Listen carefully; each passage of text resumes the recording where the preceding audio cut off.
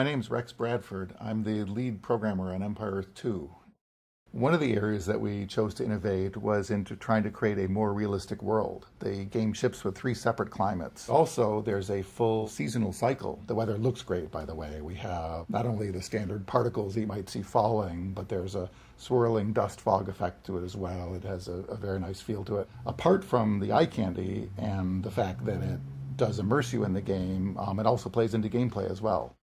One of the challenges we faced in developing a modern RTS game from scratch was to meet 2 conflicting goals. We wanted to put as much work up front into speccing out and designing where we were going. And at the same time, you want to get a prototype up and running as fast as you can. We met that challenge probably like most people do, which is by scratching our heads and working as hard as we could and executing both things in parallel.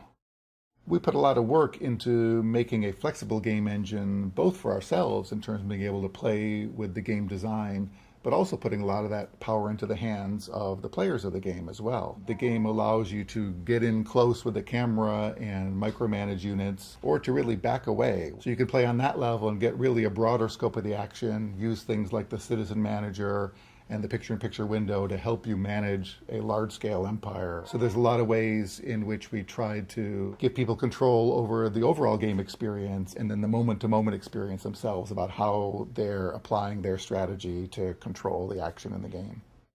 There are levels of detail across the board, from very crisp, good-looking things to graphics that operates faster and looks okay on low-end systems. So shadows, for instance, you can select whether you want actual animated stencil shadows or fall back on blobbier shadows, which is traditional to RTS games. You can turn on or off water reflection, which is pure eye candy, but very compelling. Animation, levels of detail, texture, and again, we strove throughout to basically make it look good across that broad range. We took advantage of vertex shaders and pixel shaders and all the modern stuff in DirectX 9 to try to make that stuff look as good as possible.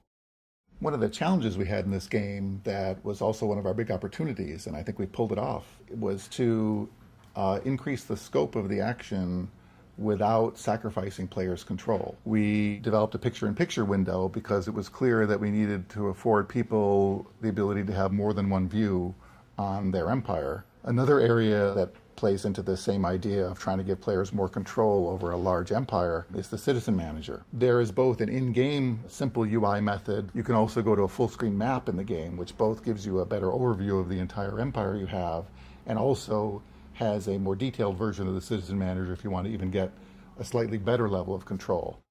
What we're seeing here is me giving an interview and not paying attention to the fact that I'm being destroyed by a marauding army of horsemen.